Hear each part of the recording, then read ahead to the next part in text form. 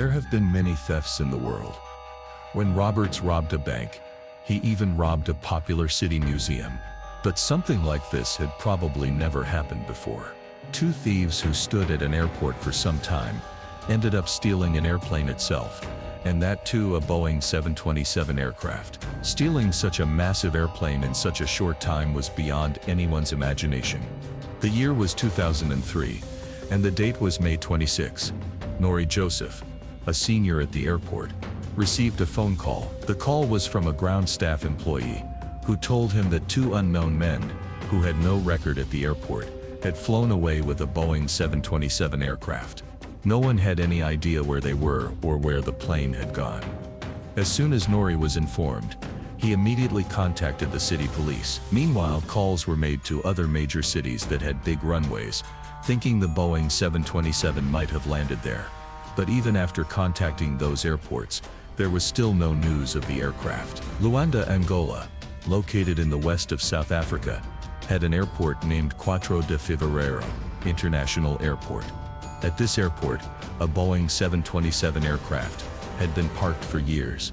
It had been modified and painted blue and white. Later it was discovered that this aircraft had been manufactured back in 1975, and it had remained at this airport for a very long time. So how was this aircraft stolen? Let's start the case. When the airplane was still at the airport, it was being operated by an American airline company. Later it was sold to a company in Miami. After purchasing the 28-year-old aircraft, the Miami company leased it to Angelo's Airline to make money from its operations. For the past 14 months, the airplane had been sitting idle at the airport. Because of that, the airline had accumulated a debt of around $4 million. This amount was owed to 4 de Fevereiro International Airport as unpaid parking and service fees, since the plane had been leased from them. The Boeing 727 was originally a passenger aircraft that carried many travelers, but later an order was given to remove all the seats and convert it into a cargo aircraft, used mainly for transporting diesel and fuel. The international airport authorities, who had leased the plane to TAI Airlines, wanted to send the aircraft to South Africa for maintenance, to prevent it from deteriorating after sitting unused for so long. But before that could happen, a shocking incident took place, one that the world had never seen before. The date was May 25, 2003. The evening had just begun. Around 6 p.m. Two unknown men somehow slipped past security and entered the airport premise. They walked straight toward the Boeing 727 aircraft and boarded it without any permission. When records were checked later, it was found that one of them was named Ben Charles. He had previously worked as an American pilot and engineer, and he had plenty of experience flying airplane. That's probably why he was confident enough to plan such a daring aircraft robbery. The second man who entered the plane wasn't a pilot. He was a mechanic who had been hired from Central Africa. Initially, many people believed there might have been another person inside the plane besides these two. But to this day, no one knows for sure whether there was anyone else on board or not. Later, the police were shocked to learn that neither of the two men had formal training in flying large aircraft. Ben Charles was indeed an experienced pilot, but he had only flown small airplanes before. Flying a Boeing 727 was far more complex. It required a crew of 3 people to operate properly. After both men entered the aircraft, within a short while the Boeing 727 began to move on the runway. During this time, the aircraft's pilots didn't contact the control tower or respond to any messages from airport staff. For a few minutes the airplane taxied around the runway, but soon after it took off, heading towards South Africa. The aircraft stayed in the air for a while and eventually reached the Atlantic Ocean. After that it suddenly disappeared. No one knew where it went. From that day onwards, the Boeing 727 was never seen again. Neither the aircraft nor the two men inside were ever found. This astonishing theft left everyone in shock. Since the aircraft belonged to an airline company, both the FBI and the CIA launched a massive search operation to find it. Even after an extended search, when the airplane still couldn't be found, investigators began to suspect it might have been stolen for a potential terrorist attack. They feared that if such a large aircraft ended up in the wrong hands, it could lead to a major disaster. Despite one of the largest search operations ever conducted, the location of the Boeing 727 remains a mystery to this day. When it was stolen, the aircraft had just been refueled and was fully loaded with fuel. The aircraft had enough fuel to fly non-stop for about 2,400 kilometers. On the backside of the aircraft, a serial number was written, N844AA. However, this aircraft with that serial number was never found anywhere. Even after searching deep in the ocean, the aircraft was not discovered. From the beginning, everyone believed that while the aircraft was flying over the Atlantic Ocean, it might have faced a technical problem and crashed into the sea. But even after searching the ocean for a long time, no debris or wreckage was ever found, which proved that theory wrong. When people heard the news about the disappearance of the Boeing 7227 aircraft, everyone was shocked. A massive airplane vanishing suddenly, and the airport staff also being partly responsible, was unbelievable. Two unknown men entered the airport and within minutes took off with a huge aircraft. At first, no one even realized what had happened. It was clear this was due to carelessness. For the FBI, the biggest question in the case was, how could an entire aircraft disappear in the sky? Every airport across Africa and America was checked, but the aircraft never landed anywhere. No reports came from any other country's airport either. One of the earliest theories in the case was that the plane had been stolen to be used in a terrorist attack. But when no attacks occurred and no trace of the plane was found, investigators realized it probably wasn't stolen for that reason. This was perhaps the first time the FBI had to handle such a bizarre robbery case. They had no idea how to even begin the investigation. Later, it was decided that they should try to learn everything possible about the two men who stole the plane. One of them was named Ben Charles, about 50 years old. Since childhood, his dream had been to become a pilot. At the age of 20, he joined a training school where he learned to fly various aircraft. After completing his training, he received a certified pilot's license and also took training in aircraft mechanical maintenance. Before this incident, Ben Charles had been living in the city of Floridiana with his wife and two children for the past 15 years. The strange thing was that he had already prepared his will, stating that if anything happened to him, all his property would go to his wife and children. The other man on the aircraft was known only by his first name, John. He was from a country in Africa.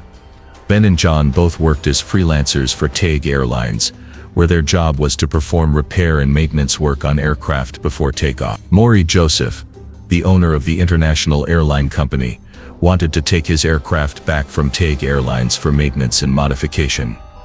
He sent the plane back to the international airport so that maintenance could be done under his supervision. Initially, the plan was to sell the plane. Because of that, Ben oversaw the preparation of the aircraft himself.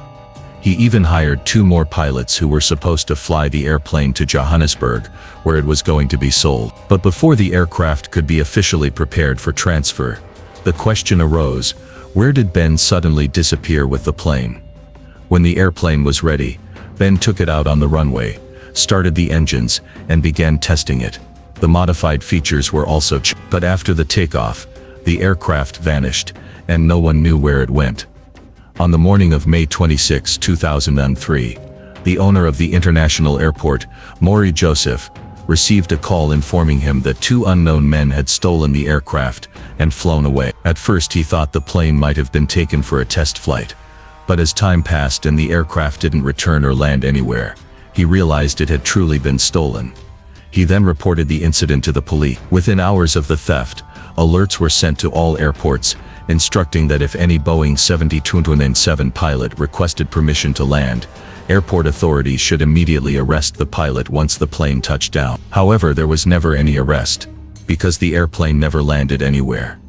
No one could understand why Ben Charles risked his life to steal the aircraft, knowing that it could develop technical problems at any time and might crash. Even after a long time, no one could find any trace of the aircraft. When the aircraft and Ben's location could not be found, Ben's brother, Joseph Charles, was questioned. In an interview, he said that his brother did not steal the Boeing 7027 aircraft willingly or by his own plan. He claimed that the plane must have been hijacked, and since the hijackers needed a pilot to fly it from one place to another, they must have forced his brother to go with them. The police also knew that if his claim was true, then Ben was probably already dead, or the hijackers had kept him captive somewhere. His brother made another claim, saying that Ben had told him several times before that if a hijacker ever tried to take over a plane, he would never fly it to their chosen location. Instead, he would crash the plane intentionally. But if that had really happened, there would have been news of a crash somewhere. No such news ever came, and no wreckage was found. Because of that, no one believed the theory that the aircraft had crashed. A few months after the aircraft was stolen, a similar-looking airplane was spotted at Papua New Guinea airport. The FBI was informed that the missing Boeing 7027 had been found.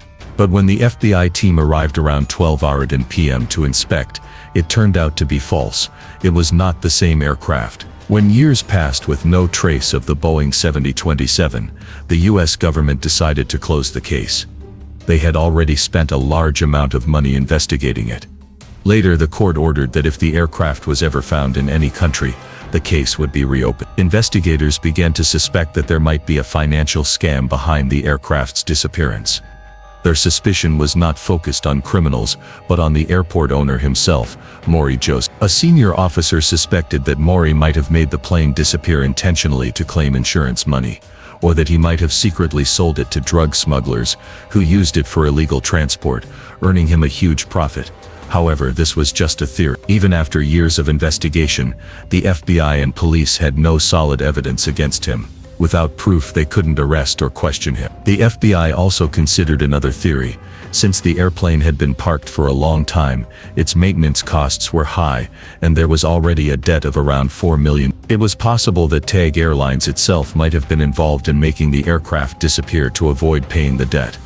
When police checked Maury Joseph's criminal record, they discovered that he had been involved in several insurance frauds before. The FBI believed that Maury knew if the plane disappeared through a hijacking or theft, he could collect the insurance payout.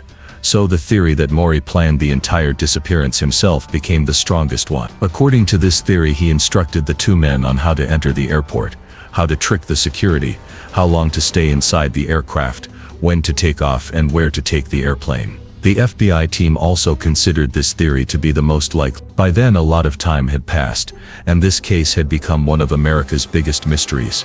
No one knew what exactly happened on the night of May 25, 2000. Over the years, many people and aviation experts speculated that the aircraft might have crashed into the ocean, since Ben Charles didn't have much experience flying such a large plane. However,